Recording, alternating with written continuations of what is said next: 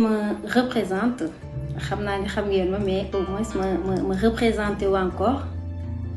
Je m'appelle Kumba Diallo, plus connue sous le nom de Queen Biz, artiste chanteuse. Tay nak, c'est un grand jour pour moi parce que tay dama ñëw pour waxtaan ak yéen ci beneen anam, beneen facette bu Queen Biz. Naam facette boobu musul jóg ci man, mais tay dafa yeewuwaat. C'est le réveil de la lionne.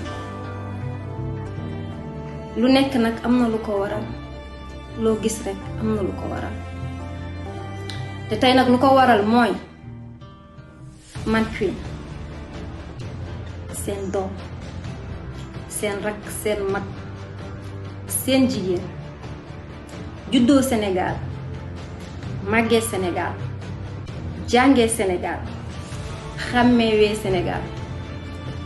Toute ma vie fii laa ko defee, dëkk ci dëkk bi, bokk ci dëkk bi, am fi wàll lool. Ma jàng nag, ma defee sama cursus scolaire yépp entre Thiès et Dakar. J'ai fait l'école Péchiney de Lamdam, sama école primaire foofu la. Ma am sama entrée en 6e au centre de Tivaouane 4.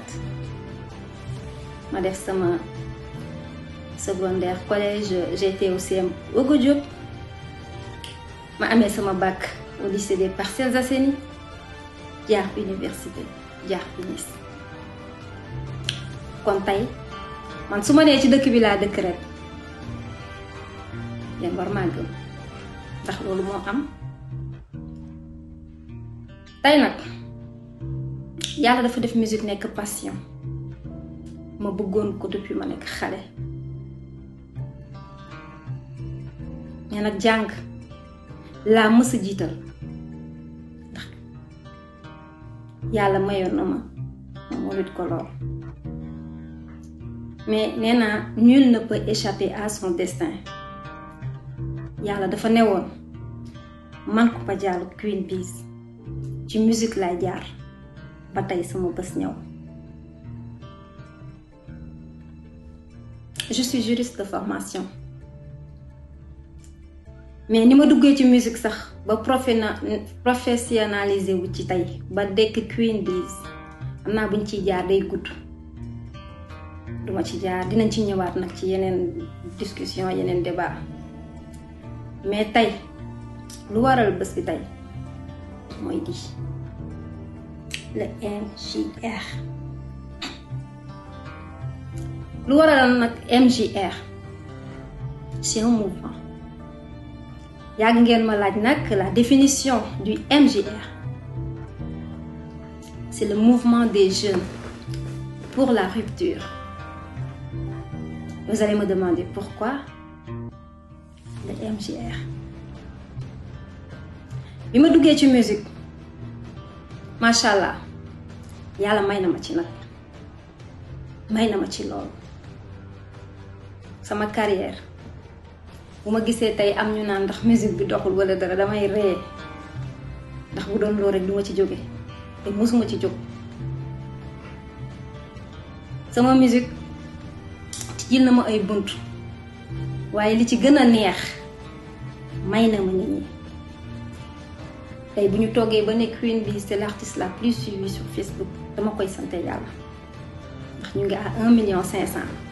waaye damay dolli rek ne même sur Instagram on est à 1,6 million. kon loolu dama koy sant yàlla bu baax a baax a baax. nit ñooñu di ma suivre nag la plupart des jeunes ma taxaw def seetlu may waxtaan ak ñoom di leen déglu di xool seen ay métit di gis ñuy am benn crainte ci seen avenir, di gis ñu jaaxle lool. naam yàlla may na ma nag ci musique macha allah, waaye ce serait très égoïste de ma part may xalaat sama bopp man kese. doon naa toog nag di xalaat naan y a deux voies à suivre soit ma continuer sama musique nekk ci sama bopp duma yàkkal dara mais ci sama conscience lan laa apporté man sama peuple lan laa apporté la jeunesse sénégalaise lan laa apporté sama dëkk loolu dina ma topp et je serai complice parce que maa ngi xool jeunes yi di sonn jeunes yi di jaaxle jeunes yi di am lu leen metti jeunes yi di tiit pour seen avenir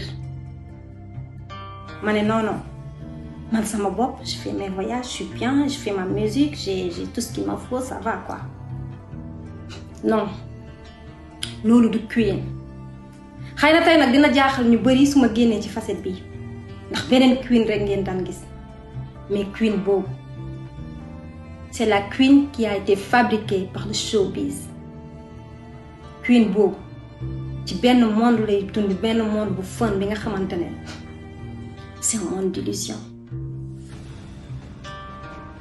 sama vrai combat tey la commencé je ne regrette pas nag parce que tey xëy na loolu moo ma may public bi yépp di ma topp regretté wu ma ko mais tey il est temps ñu jël suñuy responsabilité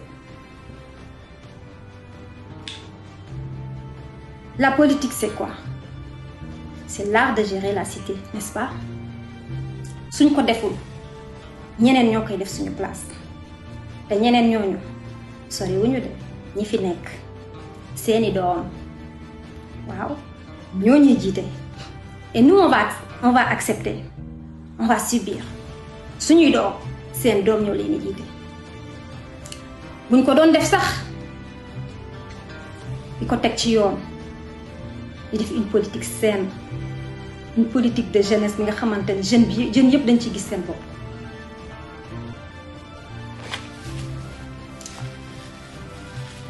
buñ doon def loolu excusez-moi du metti mais man li ma metti mooy la jeunesse de mon pays est en train de souffrir de moisir ndaw ñi liggéeyuñu ndaw ñi sonn nañu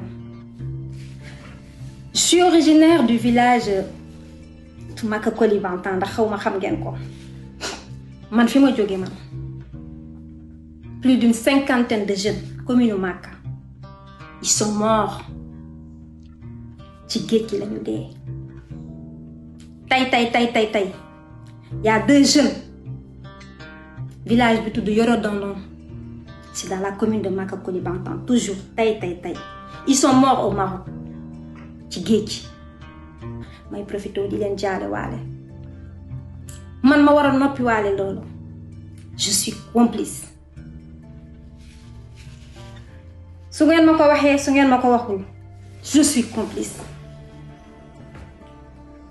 ba tax na nag tey beneen Queen moo juddu une nouvelle Queen est née du ma ne sax est née peut-être c'est une résurrection ndax man lii dafa yàgg ci man bi may woy wàllu kenn woy loowu ma damaa jóg rek waay quand j'étais à l'université faculté de droit ndeysaan xam naa rupture bi tax dina leen xaw a jaaxal mais tur bu ma topp la parce que moi j'étais déléguée d'amicale vous imaginez notre liste s'appelait rupture tey rupture boobu moo ma toppaat ba tey ci MJR quand je vous appelle les jeunes de ce pays c'est le moment de se battre c'est le moment de prendre notre destin en main man Queen tout ce qui est bling bling laa teg ñëw ne damay xeex pour mon peuple damay xeex pour mon pays ñu xalaat le temps file les jours s'en vont les mois s'en vont les années s'en vont ñun nii la ñuy toogee di leen seetaan ñu jël suñu réew du ko foowee jël suñu alal di ko cakkat-cakkate et le Sénégal est très riche au moins où il y a le pétrole et le gaz ñu toog ngeen di sonn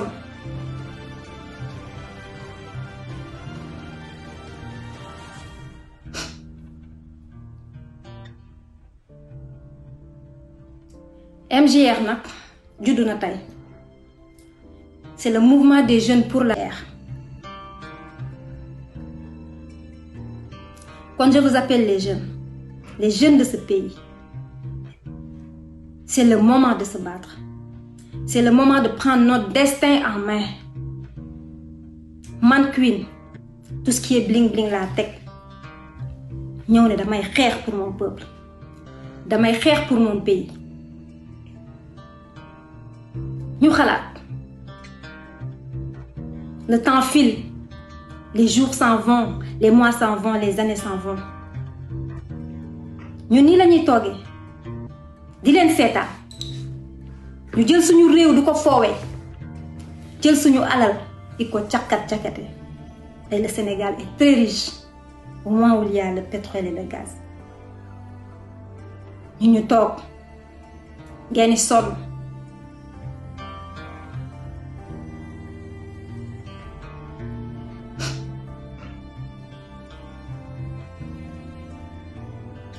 MJR nag juddu na tey c'est le mouvement des jeunes pour la rupture et je vous tends la main pour la jeunesse de mon pays maa ngi leen di tendre la main ngeen ñëw yéen ñëpp ñu liggéey. Ce pays nous appartient bu ngeen nangoo on va se battre ensemble et les choses vont changer. Man nag daw ma ci saala yaay mel gis naa ñu naan ma yaa ngi dugg dans un terrain glissant tu te jettes sur la gueule des loups ku moo neex mën nga nekk loup xanaa du màtt la ñeme naa ko.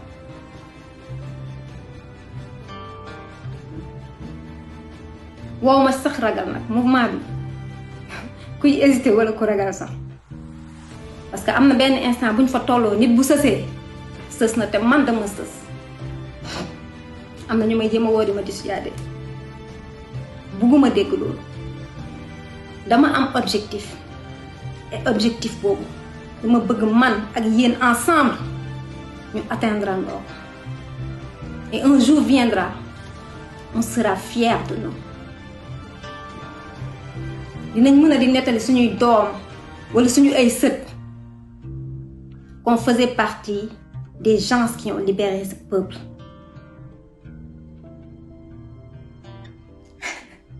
nee na ma bul jooy non duma jooy mais c'est vraiment triste lu xew ci suñu réew. dama nekk artiste nag xam naa ñu jàppee ñu ay dof ñu foog ne ñun on n'est pas en train d'observer li xew ci dëkk bi. injustice maa ngi gis léegi may nañ leen temps nag seetaan nañ leen. Et je regrette même. Je pense que ni sax dama yéex a jóg.